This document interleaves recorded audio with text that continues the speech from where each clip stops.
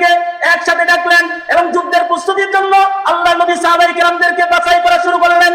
আল্লাহ নবী হঠাৎ করে ডাক দিলেন, আমার একজন সাহাবী যায়েদ ইবনে হারেসা, তুমি কোথায়? যায়েদ ইবনে হারেসা রাসূলুল্লাহ সাল্লাল্লাহু আলাইহি ওয়াসাল্লামের দরবারে এসে বলে, ইয়া রাসূলুল্লাহ লাব্বাইক ওয়া সাদাইক, আমি আপনার কদমে হাজির আছি, আমি আপনার কাছে হাজির আছি। এই সময় আল্লাহর রাসূল সাল্লাল্লাহু আলাইহি ওয়াসাল্লাম ডাক দিলেন, জাফর বিন আবু তালিব কোথায়? জাফর বিন আবু তালিব এসে বলে, ইয়া রাসূলুল্লাহ আমি আপনার হুকুমের মধ্যে আমি বাধ্য আছি, সুবহানাল্লাহ, আমি আপনার দরবারে হাজির আছি। আল্লাহ রাসূল সাল্লাল্লাহু আলাইহি ওয়াসাল্লাম তারপরে ডাক দিলেন, আব্দুল্লাহ ইবনে রওহা তুমি কোথায়? আব্দুল্লাহ ইবনে রওহা আসলেন, এসে বলে, ইয়া রাসূলুল্লাহ আমি আপনার দরবারে হাজির আছি, বলুন আপনি কি করতে হবে? আল্লাহ রাসূল সাল্লাল্লাহু আলাইহি ওয়াসাল্লাম একটা ইসলামের পতাকা হযরতে যায়েদ ইবনে হারেসার হাতে ধরে দিলেন, ধরে দিয়ে বললেন, যায়েদ ইবনে হারেসা, তোমাকে ইসলামের এই পতাকাটা তোমার হাতে আমি তুলে ধরলাম, তুমি যুদ্ধের ময়দানে যাইবা, যুদ্ধের ময়দানে তুমি যুদ্ধ করবা, যুদ্ধের ময়দানে তুমি যদি শহীদ হয়ে যাও এই কালিমার পতাকা উঁচু করে ধরে রাখবা, সুবহানাল্লাহ, এই কালিমার পতাকাটা তোমার হাতে দিলাম, তুমি যদি যুদ্ধের ময়দানে শহীদ হয়ে যাও তাহলে এই তোমার এই দায়িত্ব পালন করবে জাফর ইবনে আবু তালিব, আবু তালিব তোমার দায়িত্ব পালন করবে। এবং জাফর বিন আবু তালিবকে বললেন, হে জাফর, তুমি যদি যুদ্ধ করতে করতে তুমি যদি শাহাদাত বরণ করো তাহলে তোমার পরিবর্তে দায়িত্ব পালন করবে আব্দুল্লাহ ইবনে রওহা। আব্দুল্লাহ ইবনে রওহা যদি শাহাদাত বরণ করে তাহলে আরেকজন দায়িত্ব পালন করবে। আল্লাহ রাসূল সাল্লাল্লাহু আলাইহি ওয়াসাল্লাম তাদেরকে কমান্ডার করে দিলেন, সেনাপতি বানায়া দিলেন। সেনাপতি বানায়া যুদ্ধের ময়দানে আল্লাহ রাসূল সাল্লাল্লাহু আলাইহি ওয়াসাল্লাম তাদেরকে পাঠালেন। পাঠিয়ে দেওয়ার পরে তারা ওই ইহুদিদের সাথে তাদের যুদ্ধ চলতেছে, মওতার যুদ্ধ। এই মওতের যুদ্ধের মাধ্যমে যুদ্ধ কঠোরভাবে চলতেছে। মুসলমানেরা কাফেরদেরকে কতল করে জাহান্নামে পাঠিয়ে দেওয়া হচ্ছে। কাফেররা ভয় সংকুচিত হয়ে গেছে। যায়েদ ইবনে হারেসা যুদ্ধ করতে করতে শাহাদাত বরণ করে নিলেন, আর সেই দায়িত্ব গ্রহণ করলেন জাফর বিন আবু তালিব। জাফর বিন আবু তালিব তিনি কালিমার পতাকাটা হাতে উঠালেন। জাফর বিন আবু তালিব তিনি যুদ্ধ করতেছেন যুদ্ধের ময়দানে। যুদ্ধ করতে করতে কাফের অনেক কাফেরকে ওই জাহান্নামে পাঠায়া দিয়েছে। আর জাফর যুদ্ধ করতেছিলেন। জাফর যুদ্ধ করতে করতে তার ডান হাতটা কাফেররা কেটে ফেলেছে। কালিমার পতাকা বাম হাতে তুলে নিয়েছে, বাম হাত কেটে ফেলেছে। পা দিয়া কালিমার পতাকা উঁচু করে রেখেছে, পা কেটে দিয়েছে। জাফর বিন আবু তালিব আল্লাহর কালিমার পতাকা তার মুখ দিয়া তিনি কামড়ায়া উঁচু করে রেখেছে। জাফর বিন আবু তালিব হাত নাই, পা নাই, সব কেটে ফেলেছেন। আব্দুল্লাহ বিন রওহা তিনি দূর থেকে তাকায় দেখেন কে যেন কালিমার পতাকাটা শেষ পর্যন্ত উঁচু করে ধরে রেখেছে। আব্দুল্লাহ বিন রওহা বলে, আমি কাছে যাইয়া দেখি জাফর বিন আবু তালিবের হাত নাই, পা নাই, আল্লাহর কালিমার পতাকাকে কামড় মেরে এখনো তিনি উঁচু করে ধরে রেখেছে। জাফর বিন আবু তালিব বাবাকে বলেন, আমার পক্ষ থেকে আল্লাহ রাসূলকে সালাম জানাও এবং নবীজিকে বলবা জিন্দেগীর শেষ মুহূর্তে জাফর আল্লাহর কালিমার পতাকাকে নিচে নামতে দেয় নাই। জাফর এই কালিমার পতাকাকে মুখ দিয়ে কামড়ায়া উঁচু করে রেখেছে, জমিনে পড়তে দেয় নাই। নবীজিকে তুমি বলবা। আর এই আব্দুল্লাহ বিন রওহা তুমি শুনে রাখো, আমি এই মুহূর্তে আমি আল্লাহর জান্নাতের সুঘ্রাণ পাইতেছি, মনে হয় আমার শাহাদাত হয়ে গেলে আল্লাহ পাকের জান্নাতে আমি চলে যাব, আমি আল্লাহ পাকের জান্নাতে চলে যাব। আল্লাহ রাসূলকে গিয়ে বললাম যায়েদ বিন হারেসা শহীদ, জাফর বিন আবু তালিব শহীদ, আব্দুল্লাহ বিন রওহা এরাও শহীদ হয়ে গেলেন। আল্লাহ রাব্বুল আলামিন দ্বীন কায়েম করেছেন। দ্বীন কাদেরকে দিয়ে কায়েম করেছেন? দ্বীন তাদেরকে দিয়ে কায়েম করেছেন যারা তাদের জীবনের কোনো পরোয়া করে নাই, জীবনের কোনো মূল্যায়ন তারা করে নাই। একমাত্র জীবনের মূল্য যিনি দিয়েছেন তাকে তিনারা মূল্যায়ন করতেন। সন্তানদের দিকে তাকাই নাই। সন্তানেরা যুদ্ধের ময়দানে যখন যাবে সন্তানেরা পর্যন্ত পিছন দিক থেকে ডাক দিয়েছে, বাবা বাবা বলে চিৎকার করেছে। আল্লাহর দ্বীনের জন্য তারা যুদ্ধ করতে যাবে, এজন্য পিছনে কারা তাদের জন্য কান্দে? কোন সন্তান কান্দে আর বিবি তার জন্য পিছনে পয়রা কান্দে? ওই সাহাবীরা কোনোদিন পিছনের দিকে তাকায় নাই, সম্মুখ মানে আল্লাহর রাহে তারা পৌঁছে গেছে। হযরত বেলাল রাদিয়াল্লাহু তাআলা আনহু তিনি খুব অসুস্থ, তিনি দুনিয়া থেকে চলে যাবেন মৃত্যু শয্যা অবস্থায়। তা তিনার পাশে বসে অনেকে দোয়া করতেছেন, কারণ হযরত বেলাল রাদিয়াল্লাহু তাআলা আনহু মৃত্যুর যন্ত্রণা খুব কঠিন হচ্ছিল। তিনি মৃত্যুর যন্ত্রণায় কাঁদছিলেন, কষ্ট পাইতেছিলেন। কারণ মৃত্যুর যন্ত্রণা এটা স্বাভাবিক, সব মানুষেরই হবে। মৃত্যুটাকে আপনি মনে করেন না নরমালিটি, মৃত্যুটা স্বাভাবিকভাবে সকলের এই কষ্ট দিবে। মৃত্যু মানেই কষ্ট, কষ্ট এটা স্বাভাবিকভাবে আসবে। সে যদি মুমিনও হয় তারপরেও মৃত্যুর কষ্টটা আসে না নাই? জানের ভিতর থেকে, দেহের ভিতর থেকে একটা রূহ বের হবে, এটা কি আপনি কি কথা মনে করেন? 6-9 মনে করেন? এত সুজানা একটা জান বের হইতে অনেক কষ্ট লাগে। তো হযরত বেলাল মৃত্যুর যন্ত্রণায় কাতরাচ্ছিলেন, তার পাশে বসে দোয়া করতেছেন, হে আল্লাহ, এই বেলাল রাদিয়াল্লাহু তাআলা তিনি যেন এত তাড়াতাড়ি মৃত্যু বরণ না করে, তিনি যেন আমাদের মাঝে আরো বেঁচে থাকেন। আল্লাহ আপনি তাকে কবুল করেন, তিনি যেন এখন মৃত্যু যেন বরণ না করে, আরো কিছুদিন বাঁচক। হযরত বেলাল রাদিয়াল্লাহু তাআলা তার এই মৃত্যু কঠোর মুহূর্তে এবার ডাক দিয়া বলেন, তোমরা আমার জন্য উল্টো দোয়া করো না। তোমরা দোয়া করতেছো আমি বেঁচে থাকি, আরো কিছুদিন বেঁচে থাকি। তোমরা তো জানো না, আমি জানি বেলাল, আমি জানি আমার যদি এখন মৃত্যু হয়ে যায়, আমার মনের ভিতরে এতটুকু কাজ করে, মৃত্যু আমার আসতে দেরি হবে, আল্লাহর জান্নাতে আমি বেলাল ঢুকতে দেরি হবে না। আমার জন্য তোমরা এরকম উল্টা দোয়া করো না, আমার জন্য দোয়া করো বরং আল্লাহ তাআলা যেন ঈমানের সাথে আমাকে মওত নসিব করে। আর ঈমানের সাথে যদি আমার মওত নসিব হয়ে যায়, আমি বেলাল গ্যারান্টি দিতে পারি আল্লাহ পাক আমাকে জান্নাত দান করবে। আরো জোরে বলেন সুবহানাল্লাহ। হযরত বেলাল রাদিয়াল্লাহু তাআলা আনহুমা তিনি কি শুধু এই মৃত্যুর যন্ত্রণা কষ্ট করেছেন, সহ্য করেছেন তা না, এই পৃথিবীর জমিনে যিনাকে আল্লাহ তাআলা সৃষ্টি করে কুল কায়নাত সৃষ্টি করেছেন, যার ভালোবাসায় গোটা পৃথিবীকে সাজিয়েছেন, যার ভালোবাসা দিয়ে আল্লাহ তাআলা গোটা পৃথিবীকে আল্লাহ তাআলা সুন্দর বানাইছেন, যার ভালোবাসায় আল্লাহ তাআলা আরশ কুরসি লৌহে মাহফুজ পর্যন্ত বানাইছেন, যার ভালোবাসায় তিনি হচ্ছেন বিশ্বনবী সরকারে দু আলম নবী মুহাম্মদুর রাসূলুল্লাহ সাল্লাল্লাহু আলাইহি ওয়াসাল্লাম। তিনারও মৃত্যুর সময় অনেক কষ্ট হয়েছিল। মালাকুল মাউত যখন নবীজির কাছে আসলেন, নবীজিকে যখন আল্লাহ তাআলার কাছে নিয়ে যাবেন, তখন মালাকুল মাউত কে বলছিলেন, ও মালাকুল মাউত, তুমি মৃত্যু মানুষকে কিভাবে দাও? মৃত্যু এটা কিভাবে হয়? তুমি আমাকে প্রথম উপলব্ধি করাইবেন। আল্লাহর রাসূল সাল্লাল্লাহু আলাইহি ওয়াসাল্লাম শুনেছিলেন হযরতে মালাকুল মাউত আজরাইল আলাইহিস সালাতু ওয়াস সালাম নবীজিকে শোয়া অবস্থায় তিনার হাতটা নবীজির বুকের উপরে ধরলেন। নবীজি বললেন, হে আজরাইল, ও মালাকুল মাউত, তুমি আমার বুকের উপরে এটা কি চাপায়া দিয়েছো? মালাকুল মাউত বলেন, ইয়া রাসূলুল্লাহ, ইয়া হাবিবাল্লাহ, আল্লাহ রাব্বুল আলামিন আমাকে বলেছেন আপনার জান বাইর করব, আপনি যেন একটু কষ্ট যেন না পান, এইভাবে আমি সতর্কভাবে আপনার জান কবজ করার জন্য আমার হাতটা আপনার বুকের উপরে আমি রেখেছি। আল্লাহ রাসূল সাল্লাল্লাহু আলাইহি ওয়াসাল্লাম বলে, হে মালাকুল মাউত, তুমি একটু তোমার হাত আমার বুকের উপরে রাখো নাই, আমার মনে হইতেছে ওই উহুদ পাহাড়টা তুমি যেন আমার বুকের উপরে চাপায়া ধরছো। মনে হয় উহুদ পাহাড়টা তুমি আমার বুকের উপরে চাপায়া ধরছো। আল্লাহ রাসূল সাল্লাল্লাহু আলাইহি ওয়াসাল্লাম যদি বলেন একটা মৃত্যু যদি স্বাভাবিক, যদি আল্লাহ নবীর উপরে যদি হাত রেখেছেন মালাকুল মাউত, আল্লাহ বলেছেন সবচাইতে শান্তিভাবে আমার নবীর জান তুমি কবজ করবা। তো নবীজি বলেন, হাত তো রাখো নাই, বরং উহুদ পাহাড়টা আমার বুকের উপরে রেখেছো। আল্লাহ রাসূল যদি এই বর্ণনা দেয়, আপনি আমার জন্য ওই মৃত্যুর কষ্টটা, যন্ত্রণাটা কেমন হতে পারে উপলব্ধি করেছেন। মৃত্যু সকলের জীবনে আসবে এবং এই কষ্ট সবাইকেই ভোগ করতে হবে। মৃত্যুর যন্ত্রণা থেকে কেউ বাঁচতে পারবে না। আল্লাহ তাআলা রব্বুল আলামিন বলছেন, ওয়া মিনাল্লাযীনা আশরাকু ইয়াওয়াদ্দু আহাদুহুম লাউ ইউআম্মারু আলফা সানা, 1000 বছর বেঁচে থাকতে চায়। ওয়া মা হুয়া বিমুযাহজিহি মিনাল আযাব, আল্লাহ বলেন এরা 1000 বছর বেঁচে থাকলেও আমার শাস্তি থেকে এরা বাঁচতে পারবে না।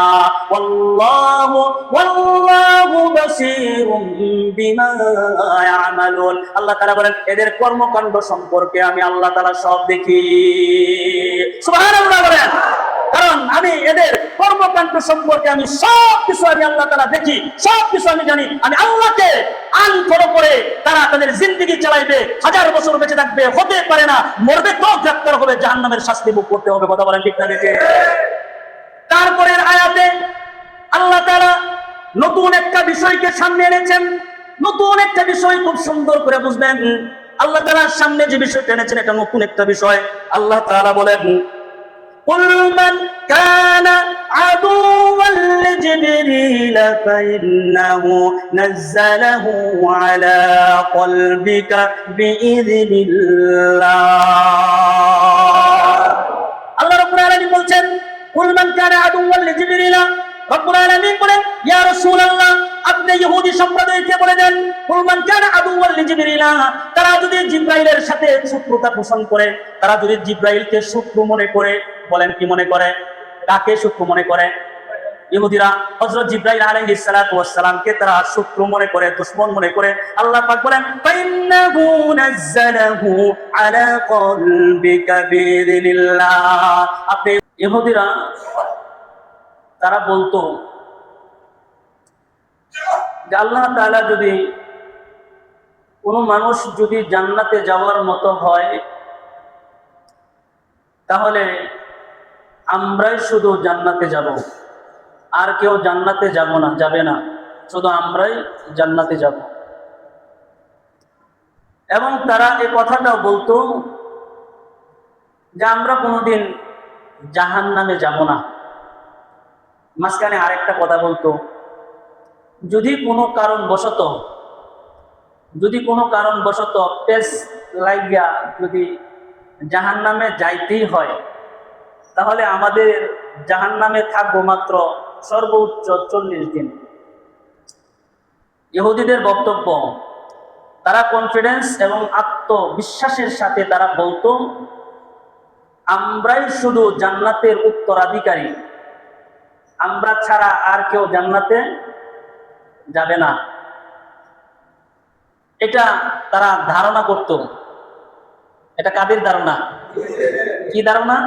জান্নাতে শুধুমাত্র তারাই যাবে, আর কেউ জান্নাতে যাবে না, 1 নাম্বার। 2 নাম্বার, তারা কখনো কোনোদিন জাহান্নামে যাবে না।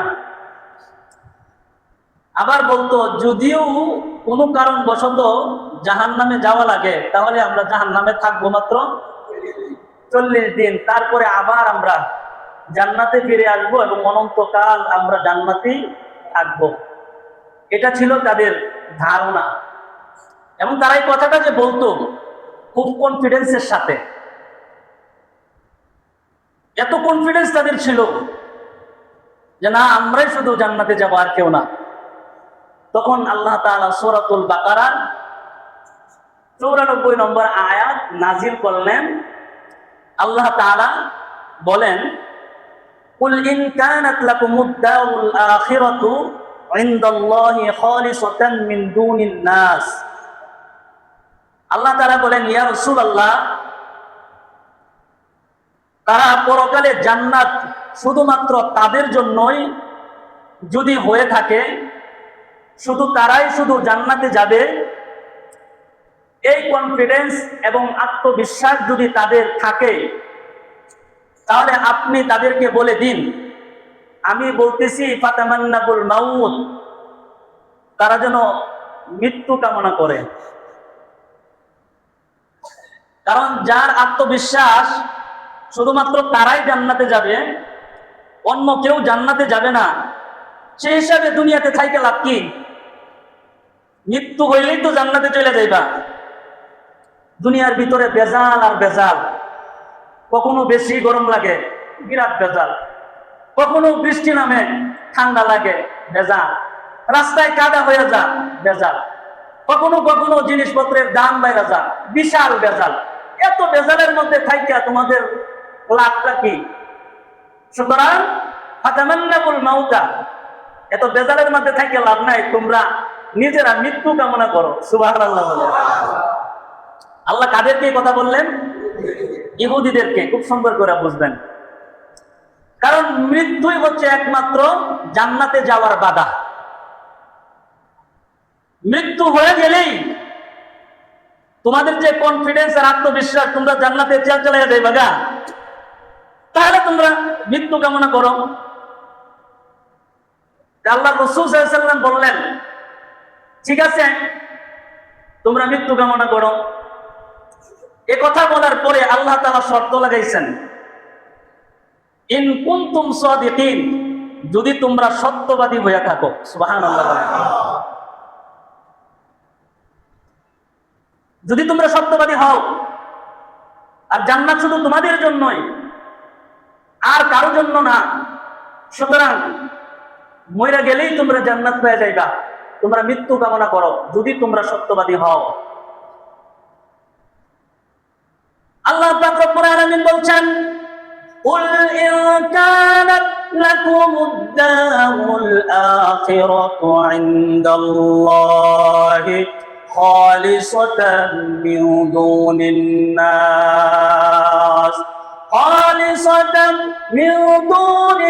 নাস ফাতামান্নাউল মাউতা ইন কুনতুম সাদিকিন। আল্লাহ রাব্বুল আলামিন বললেন, ইয়া রাসূলুল্লাহ, ইয়া হাবিবাল্লাহ, পরকালে জান্নাত শুধুমাত্র তাদের জন্যই যদি হয়ে থাকে, তাহলে আপনি সেই ইহুদিদেরকে বলে দিন তারা যেন মৃত্যু কামনা করে। আর মৃত্যুটা কামনা করবে কারা? মৃত্যু কামনা করবে ইন কুনতুম সাদিকিন। আল্লাহ পাক শর্ত লাগাইছেন, যদি তোমরা সত্যবাদী হও তাহলে তোমরা মৃত্যু কামনা করো। আল্লাহ তাআলা এই কথাটা নবীজিকে জানাইলেন। তারপরের আয়াতে আল্লাহ তাআলা বলতেছেন, ওয়ালাই ইয়াতামান্নাউহু আবাদান বিমা কদ্দামাত আইদিহিম। আল্লাহু আকবার বলেন। আল্লাহ তাআলা বলেন, ওয়ালাই ইয়াতামান্নাউহু আবাদা। ইয়া রাসূলুল্লাহ, এরা কখনো, আল্লাহ তাআলা চ্যালেঞ্জ দিচ্ছেন, চ্যালেঞ্জ করতেছেন ইহুদিদের সাথে। ওয়ালাই ইয়াতামান্নাউহু আবাদা, ইয়া রাসূলুল্লাহ, তারা কখনো কোনোদিন পশ্চিম কালেও মৃত্যু কামনা করবে না। তারা কখনো পশ্চিম কালেও মৃত্যু কামনা করবে না। কেন?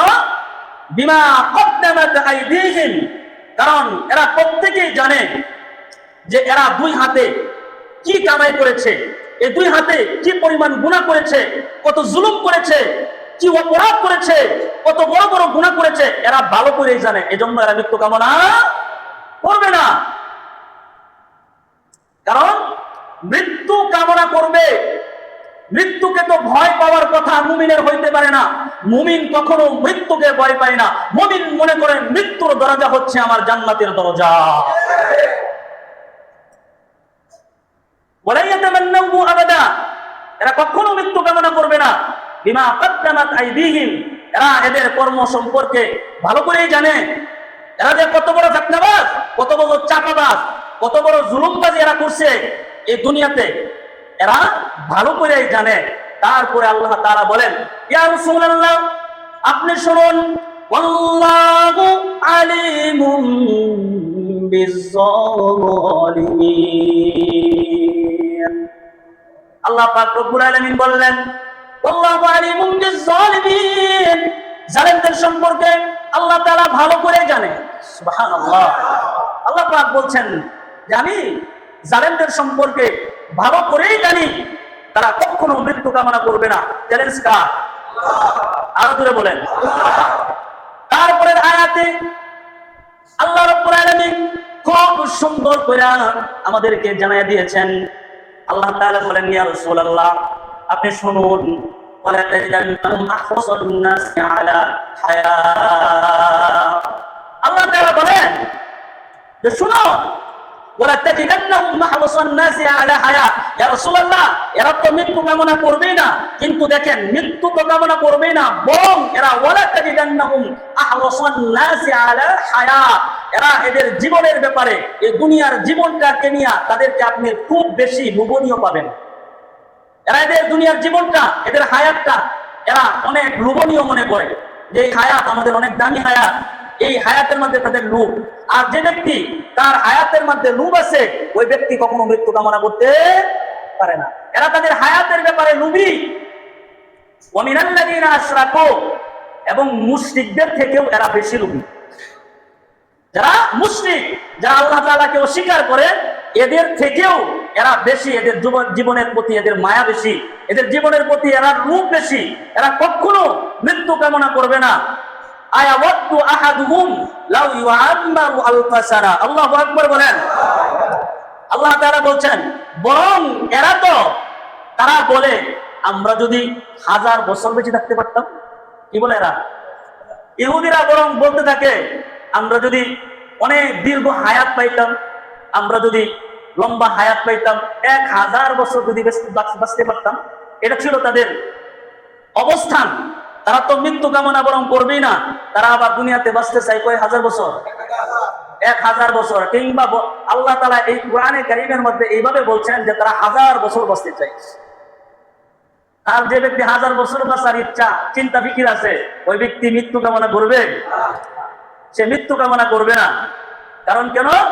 কারণ সে এই দুনিয়ার জীবনের প্রতি তার খুব বেশি মায়া, দুনিয়ার ব্যাপারে তারা খুব বেশি লোভী, এজন্য তারা কখনো কোনোদিন মৃত্যু কামনা করবে না। কিন্তু একজন মুমিনের বৈশিষ্ট্য হচ্ছে যে মৃত্যু তো আমাদের জন্য হাদিয়া। একজন মুমিনের জন্য মৃত্যু হচ্ছে তোহফা, অর্থাৎ হাদিয়া আল্লাহ তাআলার পক্ষ থেকে। কারণ মুমিনের জন্য জান্নাতে যাওয়ার একমাত্র প্রতিবন্ধক রাস্তা হচ্ছে মৃত্যু। আর যখনই মুমিনের মৃত্যু হয়ে যায়, ডাইরেক্টলি আল্লাহ তাআলা জান্নাতের দরজাগুলো এই মুমিনের জন্য খুলে দেন। এটা হলো একজন মুমিনের বৈশিষ্ট্য, একজন মুমিনের গুণ। কারণ যে জান্নাত চায় তাকে এই মৃত্যুর জন্য, মৃত্যুর জন্য সে সব সময় আল্লাহ তাআলার সাথে সাক্ষাৎ করার জন্য সে সব সময় প্রস্তুতি গ্রহণ করে। এটা হলো মুমিনের গুণ, মুমিনের বৈশিষ্ট্য। সুবহানাল্লাহ বলেন। কারণ যে জান্নাত চায় তাকে মৃত্যুর দরজা অতিক্রম করতেই হবে। যতক্ষণ পর্যন্ত সে মৃত্যুর দরজা অতিক্রম না করবে, ততক্ষণ পর্যন্ত সে জান্নাতে যেতে পারবে না। মৃত্যু কোনো সমাপ্তি নয়। আমরা মনে করি দুনিয়ার এই হায়াতি জিন্দেগিতে আমার মৃত্যু হয়ে গেছে, সমাপ্তি ঘটে গেছে, আর কোনো কিছু হবে না। আল্লাহ তাআলা বলেন না, মৃত্যু এটা সমাপ্তি নয়, বরং মৃত্যু জিনিসটা এমন যে মৃত্যু এটা মুমিনের জন্য আল্লাহর পক্ষ থেকে আল্লাহ তাআলার সাথে সাক্ষাতের একটা মাত্র মাধ্যম। তাহলে আমার মৃত্যুর পরে আমার মুলাকাত হলো রব্বুল আলামিনের দরবারে, তিনার সাথে আমার সাক্ষাৎ হলো, তাহলে কি আমার মৃত্যু সমাপ্তি হয়ে গেল? মৃত্যু থেকে আমার সমাপ্তি শেষ? আল্লাহ তাআলা বলছেন না, দুনিয়ার এই পরকালীন, এই ইহকালীন জিন্দেগি তোমার ক্ষণিকের, কিন্তু পরকালীন জিন্দেগি তোমার অনেক লম্বা। যে পরকালের জিন্দেগিতে তুমি তোমার এই হায়াতের জীবনের কোনো সমাপ্তি নাই, তোমার হায়াতের কোনো শেষ নাই, অনন্তকাল তুমি পরকালের জিন্দেগি তুমি স্থাপন করবা। তাহলে পরকালের জিন্দেগির জন্য তোমার কতটুকুন আয়োজন দরকার, কতটুকুন প্রস্তুতি নেওয়া দরকার। একজন মুমিন এই অল্প দিনে, এই অল্প সময়ে দুনিয়া থেকে পরকাল আখিরাতের চিন্তা করে, আল্লাহর সাথে মুলাকাতের চিন্তা করে, সে সবসময় আল্লাহ তাআলার সাথে সাক্ষাতের প্রস্তুতি গ্রহণ করে। সুবহানাল্লাহ। কারণ মৃত্যু হচ্ছে চিরস্থায়ী জীবনের সূচনা। মৃত্যুটা আমাদের জীবনের, পরকালীন জীবনের একটা নতুন অধ্যায়, নতুন একটা সম্পর্কের সূচনা স্থাপন হবে আমাদের মৃত্যুর মাধ্যমে। এজন্য মৃত্যুকে কখনো কোনো মুমিন ভয় পায় না। কারণ মুমিন জানে এই দুনিয়া হচ্ছে আমাদের জন্য জেলখানা। আমরা এসেছি কিছুদিন, আমরা এই জেলখানাতে থাকবো, তারপরে আল্লাহ তাআলা এই জেলখানা থেকে টান দিয়া আল্লাহর জান্নাতে আমাদেরকে ঢুকিয়ে দিবে। সুবহানাল্লাহ। এটা মুমিন ভালো করেই জানে। কারণ আল্লাহ রাসূল সাল্লাল্লাহু আলাইহি ওয়াসাল্লাম বলছেন, আল্লাহ রাসূল সাল্লাল্লাহু আলাইহি ওয়াসাল্লাম তিনি বলছেন যে মুমিনের জন্য এই দুনিয়া কি? জেলখানা। আর দুনিয়া সিজনুল মুমিন ওয়া জান্নাতু কাফির। আর কাফেরদের জন্য হচ্ছে এই দুনিয়া হচ্ছে বালাখানা, এই দুনিয়া হচ্ছে রং তামাশার জায়গা, হচ্ছে কাফেরদের জন্য। এটা মুসলমানদের জন্য রং তামাশার নাই। মুসলমান মনে করবে আমি গায়ে হলুদের এই মিডিয়াম অবস্থান আমি চালু করব, মুসলমান মনে করবে আমি মদ খাবো, মুসলমান মনে করবে আমি আউলা জাউলা চলবো, মুসলমান মনে করবে নতুন কিছু ইসলামের সংস্কার করব, মুসলমান মনে করবে মসজিদে যাব না, আমার মতো আমি চলবো, মুসলমান মনে করবে আমার মতো আমার ভাবে আমি চলবো। এটা মুসলমানের কাজ হইতে পারে না। আল্লাহ তাআলা বলেন এটা মুসলমানের কাজ না, এটা কাফের মুশরিকদের কাজ। কারণ একজন কাফের মুশরিক সে চলবে তার মতো করে, সে ইসলামের বিধিবিধান তো সে মানবে না, সে তো অস্বীকারই করে। কারণ একজন অস্বীকারী কাফের, সে দুনিয়াটাকে আল্লাহ তাআলা তার জন্য জান্নাত বানিয়ে দিয়েছেন। কাফেরদের সঙ্গ নিয়া কাফেরদের কাজ যে মুসলমানেরা করবে, বোঝা যাবে এরা মুসলমান নামের কাফের, এরা কখনো মুসলমান ছিল না। এজন্য মুমিনের বৈশিষ্ট্য, যতদিন আল্লাহ তাআলা আমাকে হায়াত দিয়েছেন, ততদিন আল্লাহর রাজি খুশির পথে, আল্লাহর দ্বীনের পথে আমাকে অগ্রসর হতে হবে, এগিয়ে যেতে হবে। কাফের মুশরিকদেরকে, তাদেরকে নকল করে মুসলমান কখনো চলতে পারে না। মুসলমানদের তো নকল করবে গোটা বিশ্ব, মুসলমানদেরকে দেখে গোটা বিশ্ব তারা পরিবর্তন হবে। মুসলমান দেখে গোটা বিশ্ব পরিবর্তন হয়েছে। ওই পরিবর্তনের মুমিন যদি আমরাও হতে পারি, তাহলে এই বিশ্ব একদিন মুসলমানের হাতে আসবে। মুসলমানদের ঈমান, আকীদা, বিশ্বাস দেখে প্রত্যেকে কালিমার পতাকা নিয়ে তারা উঠতে থাকবে।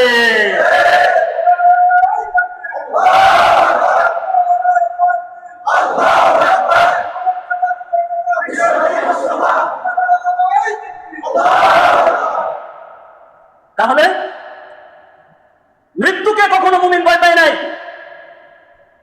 রাসূলুল্লাহ সাল্লাল্লাহু আলাইহি ওয়াসাল্লামের সাহাবায়ে কেরাম তিনারা মৃত্যুকে কখনো কোনোদিন তিনারা ভয় করেন নাই।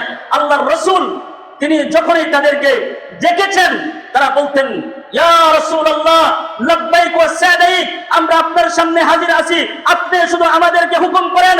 আপনি হুকুম করলে জীবনটা আপনার জন্য, আপনার আল্লাহর জন্য, আল্লাহর কোরআনের জন্য দিতে আমরা বিমুখ হয়ে আছি। সুবহানাল্লাহ। আল্লাহর কোরআনের জন্য, আল্লাহর জন্য জান বিলায় দেয়। তারা কখনো মৃত্যুকে ভয় করতে? মুসলমানদেরকে মৃত্যুর ভয় দেখাইতে আইসো না। মুসলমানরা তো মৃত্যুকে ভয় পায় না, মুসলমানরা তো ভয় পায় আল্লাহকে। আর মুসলমানরা মৃত্যুকে তারা তো শান্তি রূপে, ভালো রূপে তারা গ্রহণ করে। আল্লাহ তাআলা বললেন, ইয়া রাসূলুল্লাহ, এদেরকে আপনি তাদের জীবনের ব্যাপারে অনেক বেশি লোভী পাবেন। এরা বাঁচতে চাইবে কত বছর? 1000 বছর। তারা এটা চায় যে আল্লাহ যদি আমাদেরকে 1000 বছর যদি জীবন দিতেন, আমরা যদি 1000 বছর বেঁচে থাকতে পারতাম। তারা এই কথা কেন বলতেন? পরের আয়াতে, পরের অংশে আল্লাহ তাআলা বলেন, ওয়ামা হুয়া বিমুযাহজিহি মিনাল আযাবি আই ওয়াম্মার। আল্লাহ রাব্বুল আলামিন বললেন, ইয়া রাসূলুল্লাহ, ওয়ামা হুয়া বিমুযাহজিহি মিনাল আযাব আই ওয়াম্মার। এদেরকে যদি সর্বোচ্চ 1000 বছর যদি এদেরকে দেওয়া হয়, এরা যদি মনে করেন 1000 বছর কিংবা 10,000 বছর, এরা যদি 20,000 বছর যদি এরা বেঁচে থাকে, এদের মৃত্যু হবে কি হবে না? জুড়ে বলেন। এরা মনে করেছে যদি আমি 1000 বছর বেঁচে থাকি, তাহলে আমরা বেঁচে যাব, জাহান্নাম থেকে, শাস্তি থেকে বেঁচে যাব। আল্লাহ তাআলা বলেন, হাবিব আমার, এরাদেরকে যদি 10,000 বছর দেওয়া হয়, 20,000 বছর যদি দেওয়া হয়, তারপরে যখনই এরা মৃত্যু বরণ করবে, ওমা হুয়া বিমুযাহজিহি মিনাল আযাবি আই মুআম্মার, আমি আল্লাহর কঠিন শাস্তি থেকে এদেরকে কেউ বাঁচাতে পারবে না। সুবহানাল্লাহ।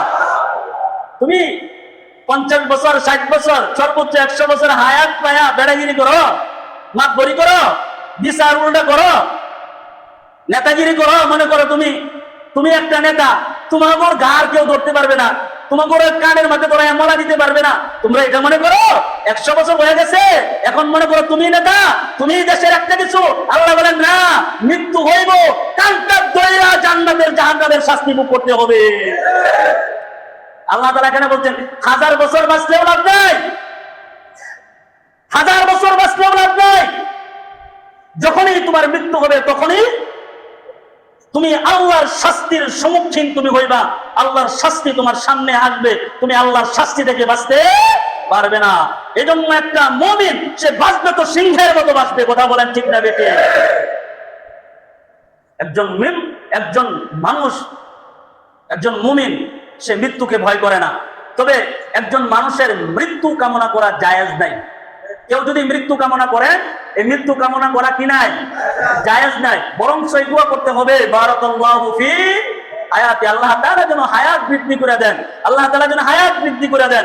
আর যদি দোয়া করেনি, আল্লাহ রাসূল বলেন, যদি তোমরা যদি দোয়া করো মৃত্যুর জন্য, তাহলে আল্লাহ তাআলার কাছে বলবা, আল্লাহ আপনি আমাকে জান্নাতের সর্বোচ্চ আলা মাকাম দান করিয়েন। সুবহানাল্লাহ। উত্তম মউত যেন আপনি আমাকে দান করিয়েন, আফজাল মউত আমাকে দান করেন। রাসূলুল্লাহ সাল্লাল্লাহু আলাইহি ওয়াসাল্লাম আল্লাহ তাআলার কাছে তিনি উত্তম মউত আশা করেছিলেন, আফজাল মউত আশা করেছিলেন। আল্লাহ রাব্বুল আলামিন আমাদের নবীর দোয়া কবুল করেছেন। আল্লাহ তাআলা আমার নবীকেও শাহাদাতের মউত দান করেছেন, উত্তম মউত দান করেছেন। এজন্য মুমিন কখনো মৃত্যুকে ভয় করে না। আল্লাহর রাসূল জিহাদের জন্য সাহাবায়ে কেরামদেরকে, তাদেরকে সুন্দর কইরা ভালো করে গঠন করতেছিলেন, জিহাদের ময়দানে কারা নিবে তাদেরকে প্রস্তুতি করাচ্ছিলেন। নবীজি এক একজনকে এইভাবে টেনে টেনে আল্লাহর রাসূল সামনে আনতেছিলেন এবং এক একজনকে যুদ্ধের ময়দানে যাওয়ার জন্য আল্লাহর রাসূল প্রস্তুতি গ্রহণ করাইতেছিলেন। আল্লাহর রাসূল সাল্লাল্লাহু আলাইহি ওয়াসাল্লাম সমস্ত সাহাবায়ে কেরামদেরকে একসাথে ডাকলেন এবং যুদ্ধের প্রস্তুতির জন্য আল্লাহ নবী সাহাবায়ে কেরামদেরকে বাছাই করা শুরু করলেন। আল্লাহ নবী হঠাৎ করে ডাক দিলেন, আমার একজন সাহাবী যায়েদ ইবনে হারেসা, তুমি কোথায়? যায়েদ ইবনে হারেসা রাসূলুল্লাহ সাল্লাল্লাহু আলাইহি ওয়াসাল্লামের দরবারে এসে বলে, ইয়া রাসূলুল্লাহ লাব্বাইক ওয়া সাদাইক, আমি আপনার কদমে হাজির আছি, আমি আপনার কাছে হাজির আছি। এই সময় আল্লাহর রাসূল সাল্লাল্লাহু আলাইহি ওয়াসাল্লাম ডাক দিলেন, জাফর বিন আবু তালিব কোথায়?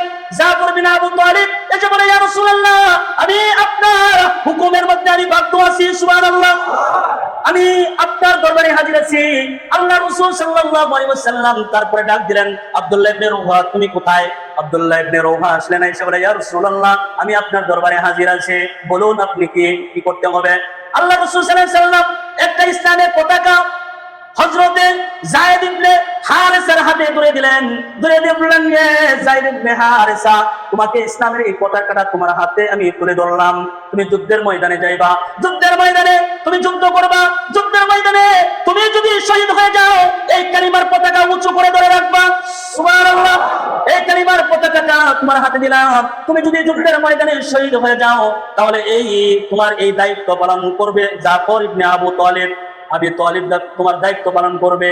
এবং জাফর বিন আবু তালিবকে বললেন, হে জাফর তুমি যদি যুদ্ধ করতে করতে তুমি যদি শাহাদাত বরণ করো তাহলে তোমার পরিবর্তে দায়িত্ব পালন করবে আব্দুল্লাহ ইবনে রওহা। আব্দুল্লাহ ইবনে রওহা যদি শাহাদাত বরণ করে তাহলে আরেকজন দায়িত্ব পালন করবে। আল্লাহ রাসূল সাল্লাল্লাহু আলাইহি ওয়াসাল্লাম তাদেরকে কমান্ডার করে দিলেন, সেনাপতি বানায়া দিলেন। সেনাপতি বানায়া যুদ্ধের ময়দানে আল্লাহ রাসূল সাল্লাল্লাহু আলাইহি ওয়াসাল্লাম তাদেরকে পাঠালেন। পাঠিয়ে দেওয়ার পরে তারা ওই ইহুদিদের সাথে তাদের যুদ্ধ চলতেছে, মওতার যুদ্ধ। এই মওতের যুদ্ধের মাধ্যমে যুদ্ধ কঠোরভাবে চলতেছে। মুসলমানেরা কাফেরদেরকে কতল করে জাহান্নামে পাঠিয়ে দেওয়া হচ্ছে। কাফেররা ভয় সংকুচিত হয়ে গেছে। যায়েদ ইবনে হারেসা যুদ্ধ করতে করতে শাহাদাত বরণ করে নিলেন আর সেই দায়িত্ব গ্রহণ করলেন জাফর বিন আবু তালিব। জাফর বিন আবু তালিব তিনি কালিমার পতাকাটা হাতে উঠালেন। জাফর বিন আবু তালিব তিনি যুদ্ধ করতেছেন যুদ্ধের ময়দানে। যুদ্ধ করতে করতে কাফের অনেক কাফেরকে ওই জাহান্নামে পাঠায়া দিয়েছে। আর জাফর যুদ্ধ করতেছিলেন। জাফর যুদ্ধ করতে করতে তার ডান হাতটা কাফেররা কেটে ফেলে, ডান হাত কেটে ফেলেছে। কালিমার পতাকা বাম হাতে তুলে নিয়েছে, বাম হাত কেটে ফেলেছে। পা দিয়া কালিমার পতাকা উঁচু করে রেখেছে, পা কেটে দিয়েছে। জাফর বিন আবু তালিব আল্লাহর কালিমার পতাকা তার মুখ দিয়া তিনি কামড়ায়া উঁচু করে রেখেছে। জাফর বিন আবু তালিব হাত নাই পা নাই সব কেটে ফেলেছেন। আব্দুল্লাহ বিন রওহা তিনি দূর থেকে তাকায় দেখেন কে যেন কালিমার পতাকাটা শেষ পর্যন্ত উঁচু করে ধরে রেখেছে। আব্দুল্লাহ বিন রওহা বলে, আমি কাছে যাইয়া দেখি জাফর বিন আবু তালিবের হাত নাই পা নাই, আল্লাহর কালিমার পতাকাকে কামড় মেরে এখনো তিনি উঁচু করে ধরে রেখেছে।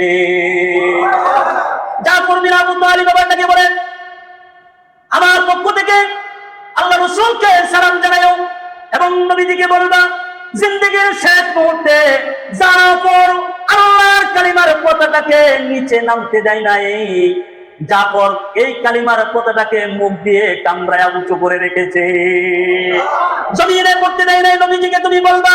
আর এই আব্দুল্লাহ বিন রওহা তুমি শুনে রাখো, আমি এই মুহূর্তে আমি আল্লাহর জান্নাতের সুঘ্রাণ পাইতেছি, মনে হয় আমার শাহাদাত হয়ে গেলে আল্লাহ পাকের জান্নাতে আমি চলে যাব, আমি আল্লাহ পাকের জান্নাতে চলে যাব। আল্লাহ রাসূলকে গিয়ে বললাম যায়েদ বিন হারেসা শহীদ, জাফর বিন আবু তালিব শহীদ, আব্দুল্লাহ বিন রওহা তিনাও শহীদ হয়ে গেলেন। আল্লাহ রাব্বুল আলামিন দ্বীন কায়েম করেছেন। দ্বীন কাদেরকে দিয়ে কায়েম করেছেন? দ্বীন তাদেরকে দিয়ে কায়েম করেছেন যারা তাদের জীবনের কোনো পরোয়া করে নাই, জীবনের কোনো মূল্যায়ন তারা করে নাই। একমাত্র জীবনের মূল্য যিনি দিয়েছেন তাকে তিনারা মূল্যায়ন করতেন। সন্তানদের দিকে তাকায় নাই। সন্তানেরা যুদ্ধের ময়দানে যখন যাবে সন্তানেরা পর্যন্ত পিছন দিক থেকে ডাক দিয়েছে, বাবা বাবা বলে চিৎকার করেছে। আল্লাহর দ্বীনের জন্য তারা যুদ্ধ করতে যাবে, এজন্য পিছনে কারা তাদের জন্য কান্দে, কোন সন্তান কান্দে আর বিবি তার জন্য পিছনে পয়রা কান্দে। ওই সাহাবীরা কোনোদিন পিছনের দিকে তাকায় নাই, সম্মুখ মানে আল্লাহর রাহে তারা পৌঁছে গেছে। হযরত বেলাল রাদিয়াল্লাহু তাআলা আনহু তিনি খুব অসুস্থ, তিনি দুনিয়া থেকে চলে যাবেন মৃত্যু সজ্জা অবস্থায়। তা তিনার পাশে বসে অনেকে দোয়া করতেছেন, কারণ হযরত বেলাল রাদিয়াল্লাহু তাআলা আনহু মৃত্যুর যন্ত্রণা খুব কঠিন হচ্ছিল। তিনি মৃত্যুর যন্ত্রণায় কাঁদছিলেন, কষ্ট পাইতেছিলেন। কারণ মৃত্যুর যন্ত্রণা এটা স্বাভাবিক, সব মানুষেরই হবে। মৃত্যুটাকে আপনি মনে করেন না নরমালিটি, মৃত্যুটা স্বাভাবিকভাবে সকলের এই কষ্ট দিবে। মৃত্যু মানেই কষ্ট, কষ্ট এটা স্বাভাবিকভাবে আসবে। সে যদি মুমিনও হয় তারপরেও মৃত্যুর কষ্টটা আসে না নাই? জানের ভিতর থেকে, দেহের ভিতর থেকে একটা রূহ বের হবে, এটা কি আপনি কি কথা মনে করেন? 6-9 মনে করেন? এত সুজানা একটা জান বের হইতে অনেক কষ্ট লাগে। তো হযরত বেলাল মৃত্যুর যন্ত্রণায় কাতরাচ্ছিলেন, তার পাশে বসে দোয়া করতেছেন, হে আল্লাহ, এই বেলাল রাদিয়াল্লাহু তাআলা তিনি যেন এত তাড়াতাড়ি মৃত্যু বরণ না করে, তিনি যেন আমাদের মাঝে আরো বেঁচে থাকেন। আল্লাহ আপনি তাকে কবুল করেন, তিনি যেন এখন মৃত্যু যেন বরণ না করে, আরো কিছুদিন বাঁচুক। হযরত বেলাল রাদিয়াল্লাহু তাআলা তার এই মৃত্যু কঠোর মুহূর্তে এবার ডাক দিয়া বলেন, তোমরা আমার জন্য উল্টো দোয়া করো না। তোমরা দোয়া করতেছো আমি বেঁচে থাকি, আরো কিছুদিন বেঁচে থাকি। তোমরা তো জানো না, আমি জানি বেলাল, আমি জানি আমার যদি এখন মৃত্যু হয়ে যায়, আমার মনের ভিতরে এতটুকু কাজ করে, মৃত্যু আমার আসতে দেরি হবে, আল্লাহর জান্নাতে আমি বেলাল ঢুকতে দেরি হবে না। আমার জন্য তোমরা এরকম উল্টা দোয়া করো না, আমার জন্য দোয়া করো বরং আল্লাহ তাআলা যেন ঈমানের সাথে আমাকে মওত নসিব করে। আর ঈমানের সাথে যদি আমার মওত নসিব হয়ে যায়, আমি বেলাল গ্যারান্টি দিতে পারি আল্লাহ পাক আমাকে জান্নাত দান করবে। আরো জোরে বলেন সুবহানাল্লাহ। হযরত বেলাল রাদিয়াল্লাহু তাআলা আনহু তিনি কি শুধু এই মৃত্যুর যন্ত্রণা কষ্ট করেছেন, সহ্য করেছেন তা না, এই পৃথিবীর জমিনে যিনাকে আল্লাহ তাআলা সৃষ্টি করে কুল কায়নাত সৃষ্টি করেছেন, যার ভালোবাসায় গোটা পৃথিবীকে সাজিয়েছেন, যার ভালোবাসা দিয়ে আল্লাহ তাআলা গোটা পৃথিবীকে আল্লাহ তাআলা সুন্দর বানাইছেন, যার ভালোবাসায় আল্লাহ তাআলা আরশ কুরসি লৌহে মাহফুজ পর্যন্ত বানাইছেন, যার ভালোবাসায় তিনি হচ্ছেন বিশ্বনবী সরকারে দু আলম নবী মুহাম্মদুর রাসূলুল্লাহ সাল্লাল্লাহু আলাইহি ওয়াসাল্লাম। তিনারও মৃত্যুর সময় অনেক কষ্ট হয়েছিল। মালাকুল মাউত যখন নবীজির কাছে আসলেন, নবীজিকে যখন আল্লাহ তাআলার কাছে নিয়ে যাবেন, তখন মালাকুল মাউত কে বলছিলেন, ও মালাকুল মাউত, তুমি মৃত্যু মানুষকে কিভাবে দাও? মৃত্যু এটা কিভাবে হয়? তুমি আমাকে প্রথম উপলব্ধি করাইবেন।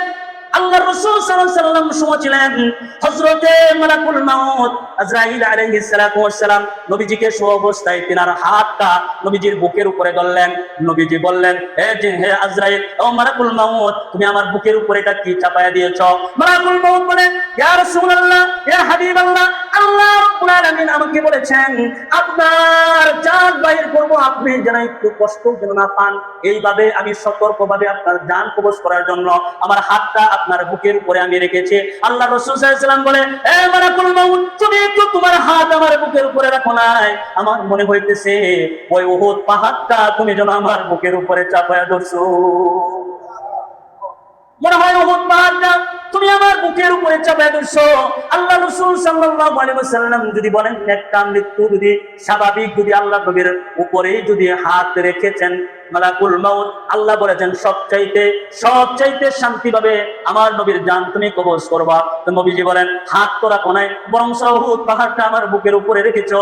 আল্লাহ রাসূল যদি এই বর্ণনা দেয়, আপনি আমার জন্য ওই মৃত্যুর কষ্টটা, যন্ত্রণাটা কেমন হতে পারে উপলব্ধি করেছেন। মৃত্যু সকলের জীবনে আসবে এবং এই কষ্ট সবাইকেই ভোগ করতে হবে। মৃত্যুর যন্ত্রণা থেকে কেউ বাঁচতে পারবে না। আল্লাহ তাআলা রব্বুল আলামিন বলছেন, ওয়া মিনাল্লাযীনা أشركوا يود أحدهم لو يعمر ألف سنة হাজার বছর বেঁচে থাকতে চায় ওমা হুয়া বিমুজাহজিহি মিনাল আযাব আল্লাহ বলেন এরা হাজার বছর বেঁচে থাকলেও আমার শাস্তি থেকে এরা বাঁচতে পারবে না ওয়াল্লাহু বাসীরুম বিমা ইয়ামালুন আল্লাহ তাআলা বলেন এদের কর্মকাণ্ড সম্পর্কে আমি আল্লাহ তাআলা সব দেখি সুবহানাল্লাহ বলেন কারণ আমি এদের কর্মকাণ্ড সম্পর্কে আমি সবকিছু আমি আল্লাহ তাআলা দেখি সবকিছু আমি জানি আমি আল্লাহকে আনফলো করে তারা তাদের জিন্দেগি চালাইবে হাজার বছর বেঁচে থাকবে হতে পারে না মরবে তো গ্রেফতার হবে জাহান্নামের শাস্তি ভোগ করতে হবে কথা বলেন ঠিক না ঠিক তারপরের আয়াতে আল্লাহ তাআলা নতুন একটা বিষয়কে সামনে এনেছেন নতুন একটা বিষয় খুব সুন্দর করে বুঝবেন আল্লাহ তাআলার সামনে যে বিষয়টা এনেছেন এটা নতুন একটা বিষয় আল্লাহ তাআলা বলেন قل من كان عدوا لجبريل فإنه نزله على قلبك بإذن الله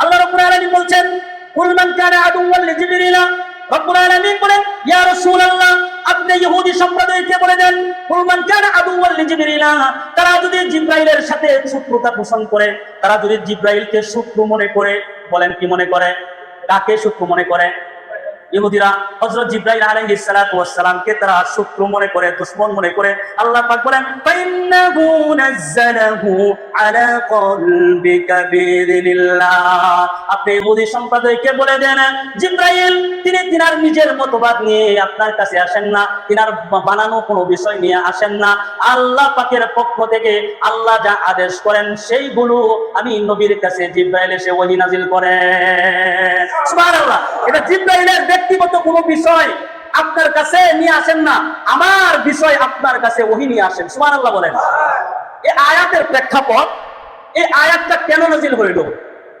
খলিফাতুল মুসলিমিন হযরত ওমর রাদিয়াল্লাহু তাআলা আনহু তিনি একদিন ইহুদিদের মাদ্রাসায় গেলেন এবং ইহুদি শিক্ষক তাদের সাথে তিনি কথোপকথন করলেন অনেক বিষয় তাদের সাথে তত্ত্ববহল আলোচনা করলেন অনেক বিষয় তাদেরকে বললেন বলার পরে খলিফাতুল মুসলিমিন হযরত ওমর রাদিয়াল্লাহু তাআলা আনহু বললেন এই ইহুদিদের শিক্ষকদেরকে বললেন তোমরা কি জিবরাইলকে চিনো তোমরা কি জিবরাইলকে চিনো তারা বললেন হ্যাঁ আমরা জিবরাইলকে চিনি জিবরাইল আমাদের জীবনের চূড়ান্ত দুশমন নাউজুবিল্লাহ বলেন তারা বলল কি জিবরাইল আমাদের জানের শত্রু তো খলিফাতুল মুসলিমিন হযরত ওমর বলেন জিবরাইল কোথায় থাকে কি করে জানো ও জানি ও জিবরাইল আল্লাহ তাআলার ডান পাশে থাকেন আর হযরতে মিকাইল আলাইহিস সালাতু ওয়াস সালাম তিনি আল্লাহ পাকের বাম পাশে থাকেন কিন্তু জিবরাইল আমাদের জানের দুশমন কিন্তু মিকাইল আমাদের বন্ধু জিবরাইল তাদের জানের শত্রু কিন্তু মিকাইল তাদের বন্ধু এই কথা যখন বললেন তখনই এই আয়াতের প্রেক্ষাপট অনেক তাফসীর আছে সময় খুব কম কথাটা আমি কিভাবে বলি কত বাজে এখানে তো 8 বাজে এখানে কত বাজে 6 বাজে 6 যাই হোক তো বললেন যে মিকাইল আমাদের বন্ধু জিবরাইল আমাদের শত্রু এটা আয়াতের একটা প্রেক্ষাপট এই আয়াতের তাফসীর এই আয়াত নাযিল হইল তখন যখন বলল জিবরাইল আমাদের শত্রু মিকাইল আমাদের বন্ধু তখন আল্লাহ তাআলা কোরআনের এই আয়াত নাযিল করলেন আল্লাহ পাক বললেন কুল মান কানা আদুওয়ান লিজিবরিল ফাইন্নাহু নাযালাহু আলা কলবিকা বিইযনিল্লাহ সুবহানাল্লাহ তখন আল্লাহ তাআলা বললেন ইয়া রাসূলুল্লাহ আপনি এই ইহুদি সম্প্রদায়কে বলে দিন কুল মান কানা আদুওয়ান লিজিবরিল তোমরা যে জিবরাইলের সাথে দুশমনি পোষণ করতেছো জিবরাইলকে তোমরা শত্রু মনে করতেছো জিবরাইল তোমাদের জানের শত্রু তোমরা বলতেছো বরং জিবরাইলের সাথে তোমরা দুশমনি করে কোনো লাভ নাই কারণ জিবরাইলকে তো আমি আল্লাহ পাক কুরআন নিয়ে আমি আল্লাহ পাক জিবরাইলকে আল্লাহর নবীর কাছে ওহী হিসাবে পাঠিয়েছি আমার কথা জিবরাইল এসে নবীর কাছে বলে যায় জিবরাইলের নিজস্ব কোনো ব্যক্তিগত কথা নয় জিবরাইলের ব্যক্তিগত চূড়ান্ত কোনো বিষয় নয় কারণ জিবরাইল আপনার কাছে যা নিয়ে আসেন ওহী নিয়ে আসেন সব আল্লাহর পক্ষ থেকে সুবহানাল্লাহ তার এই আয়াতটা কেন নাযিল হইলেন খুব সুন্দর করে বুঝবেন তারা এই জিব্রাইলকে কেন শত্রু মনে করে আর মিকাইলকে তারা কেন বন্ধু মনে করে, এটা খুব সুন্দর করে বোঝার চেষ্টা করবেন। এখন কত বাজে? 8 বাজে। ইনশাআল্লাহ আগামী জুমায় এই থেকেই তারা জিব্রাইলকে কেন শত্রু মনে করেন এবং মিকাইলকে কেন বন্ধুরূপে তারা গ্রহণ করেছিলেন, এই বিষয়ের আলোচনা আগামী জুমায় আল্লাহ তাআলা যদি হায়াত দারাজ করে এখান থেকে শুরু হবে। আল্লাহ পাক আমাদেরকে যা বলেছি আমল করবার তৌফিক দান করো, বলেন আমিন।